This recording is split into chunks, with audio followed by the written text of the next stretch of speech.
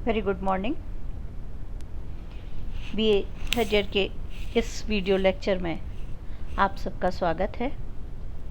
आज से पहले हमने अमेरिकी प्रशासन के विशेषताओं पर एक लेक्चर तैयार किया था और आज हम उसी को कंटिन्यू करते हैं और कुछ विशेषताओं पर बात करते हैं।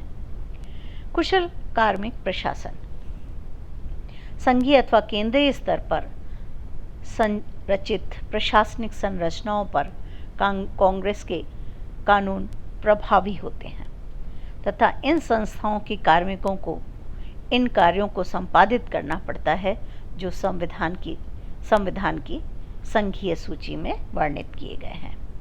संयुक्त राज्य अमेरिका के संघीय प्रशासन के अधीन लगभग 32 लाख लोक सेवक कार्यरत हैं, जबकि सभी राज्यों के कार्मिकों सहित वह संख्या 2.25 करोड़ से भी अधिक हो जाती है। कुशल, प्रतिबद्ध तथा आधुनिक प्रकृति के कार्मिक प्रशासन की प्रमुख विशेषताएं इस प्रकार हैं। अमेरिका में लोक सेवाओं को पोजीशन क्लासिफिकेशन के आधार पर चुना जाता है। भारत या फ्रांस की तरह रैंक क्लासिफिकेशन नहीं है। लोक सेवाओं को जनरल शेड्यूल 1 में 1 से 18 तक विभक्त किया गया है। 1978 में सीनियर एग्जीक्यूटिव सर्विस भी स्टार्ट कर दी गई थी। भर्ती का जो प्रमुख आधार है वो योग्यता को बनाया गया है, लेकिन लूट प्रणाली अभी भी यहाँ प्रचलित है।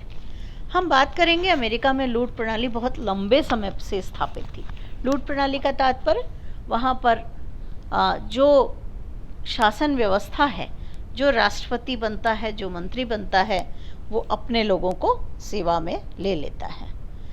बहुत लंबे समय से ये व्यवस्था चलती आ रही थी। 1828 में जब वहाँ पर जो एक बेरोजगार व्यक्ति ने वहाँ के राष्ट्रपति गारफील्ड की हत्या कर दी, उसके बाद से वहाँ पर योग्यता प्रणाली को अपनाया गया था। आयु की सीमा 18 से 70 वर्ष है, 70 ईयर्स तक है, 18 से। कुछ तकनीकी पदों को छोड़ करके शेष पदों के लिए कोई शैक्षणिक योग्यता नहीं है, बल्कि प्रतियोगी परीक्षा उत्तीर्ण करनी। कंपटीशन बेस्ड है। सेवा पूर्व तथा सेवाकालीन प्रशिक्षण सहित कंप्यूटर के प्रयोग पर बहुत अधिक बल दिया जाता है। विशेषज्ञ प्रणाली है। सामान्यज्ञ की जगह विशेषज्ञों को वर्चस्व दिया जाता है।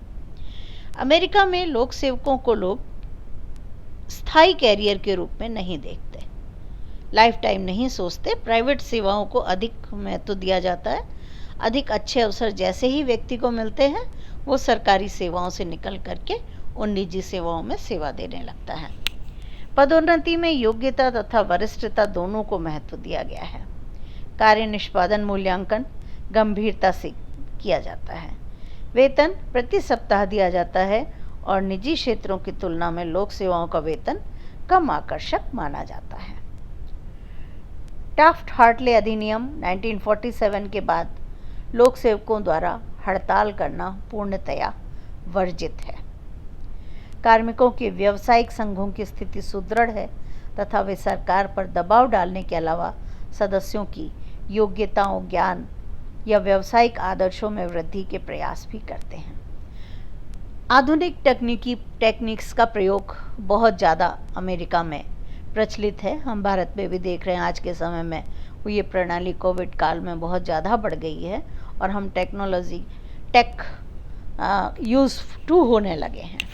जैसे हम कहेंगे टेक फ्रेंडली, यानी नई नई टेक्निक से हमको जोड़ना पड़ रहा है। लेकिन थर्ड ईयर के स्टूडेंट्स के बारे में अगर हम बात करें तो शायद वीडियो लेक्चर बहुत कम स्टूडेंट्स देखते हैं, जबकि हर कोई ये रिक्वेस्ट बार बार करता है कि आप उस चैनल को भी सब्सक्राइब करें और उनको देखें।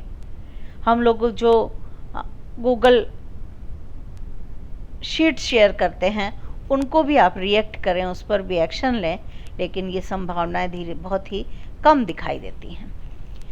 एक और विशेषता पर बात करते हैं। प्रशासन पर दलों का प्रभाव है। मुख्य कार्यपालक अधिकारी के बदलते ही प्रशासनिक अधिकारी बदल जाते हैं उच्च प्रशासनिक पदों पर अब भी दलीय प्रभाव है। राष्ट्रपति द्वारा राजनीतिक नियुक्तियों की कीमत कई करोड़ डॉलर वार्षिक है। आयोग, निगम, एजेंसी आदि के प्रधान राजनीतिक आधार पर चुने जाते हैं। इनके अधिकांश सदस्यों की नियुक्ति दलबंदी के आधार पर होती है।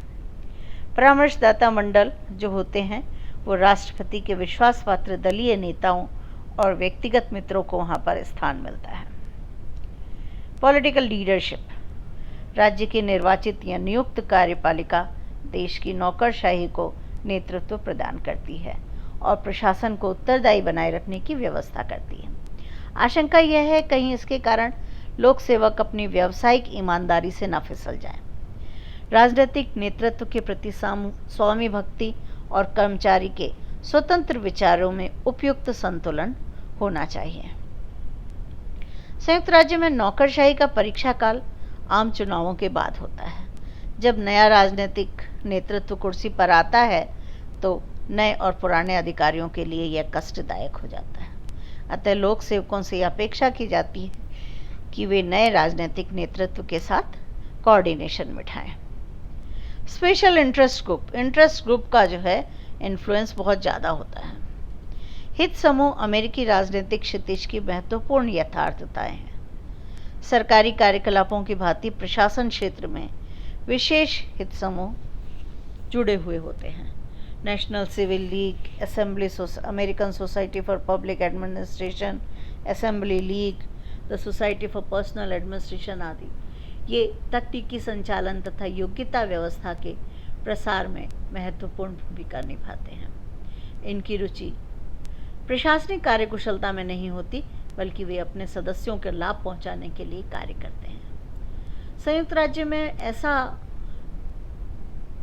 इंटरेस्ट ग्रुप कम ही दिखाई देता है जो व्यवस्थापिका में जाकर श्रेष्ठ कल्पनाशील और रचनात्मक सेवी वर्ग प्रबंधन के लिए संघर्ष करें।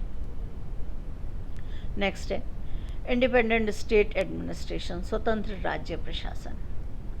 दोनों ही स्तरों पर पृथक पृथक संविधान तथा प्रशासनिक तंत्र है। अनुच्छेद 1(8) में वर्णित विषयों के अलावा सभी विषय राज्य सूची या राज्य प्रशासन से संबंधित माने गए हैं। प्रत्येक राज्य का अपना संविधान, विधानमंडल, कार्यपालिका तथा न्यायपालिका कार्यरत है जो उस राज्य की भौगोलिक परिस्थितियों, ऐतिहासिक संदर्भों, जन आकांक्षाओं और सामाजिक आर्थिक परिवेश से प्रभावित है। राज्य प्रशासन में आपातकालीन या संकटकालीन परिस्थितियों के अलावा संघ सरकार का कभी कोई इंटरफेरेंस नहीं होता। सुस्थापित स्थानीय तंत्र। अमेरिका में नगरीय और ग्रामीण स्थानीय स्वशासन राज्य सूची का विषय है।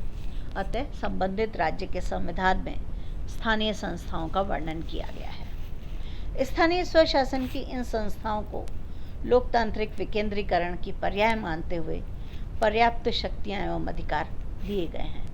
बड़े नगरों में नगर निगम और छोटे नगरों में सिटी, काउंटी, टाउनशिप नामक संस्थाएं हैं। गांवों में भी स्थानीय स्वशासन की जड़ें बनी हुई हैं। निजी क्षेत्र का वर्चस्व। यद्यपि लोक प्रशासन निजी प्रशासन दो अलग अलग ध्रुव हैं, लेकिन सामाजिक, राजनीतिक एवं आर्थिक संदर्भों में ये एक ही सिक्के के दो पहलू हैं। अमेरिकी अर्थव्यवस्था पूंजीवाद की पोषक मानी जाती है। अतः प्रतिरक्षा, पुलिस, परमाणु अस्त्र शस्त्र, अंतरिक्ष, करेंसी नियंत्रण के अलावा अन्य सभी क्षेत्रों में पूंजीपतियों का हस्तक्षेप इतना अधिक है कि सरकार की भूमिका लगभग गौण है। शिक्षा, स्वास्थ्य, कृषि, उद्योग, वाणिज्य, इन बहुत सारे क्षेत्रों में निजी क्षेत्र का बोलबाला है। जैसे जैसे तकनीकी और उच्च प्रबंधकीय योग्यताओं के बारे में हम बात करें तो निजी क्षेत्र का संगठन, कार्यप्रणाली, उत्पादन और उसकी गुणवत्ता विश्वसनीय मानी जाती है। अतः अधिकांश योग्य एवं प्रतिभाशाली व्यक्तियों का झुकाव निजी क्षेत्रों की ओर पाया जाता है। तो ये बच्चों हमने चर्चा की अमेरिकी प्रशासन की प्रमुख विशेषताओं की। इसके बाद हमको फ्रांस का भी प्रशासन की विशेषताएं देखनी है और साथ ही साथ अमेरिका में राज्यपाल और जो है मेरे दिमाग से स्लिप हो रहा है। एक और टॉपिक है हमारा राज्यपाल और स्वतंत्र नियामकीय आयोग। ये 2 टॉपिक अमेरिका के हैं जिनके ऊपर हम नेक्स्ट वीडियो लेक्चर में चर्चा करेंगे। आप सबसे अनुरोध है कि अधिक से अधिक वीडियो को देखें और जो भी आप जानकारी लेना चाहें या देना चाहें वो कमेंट में अवश्य करें। चैनल को सब्सक्राइब करें। सभी को thanks to all of you.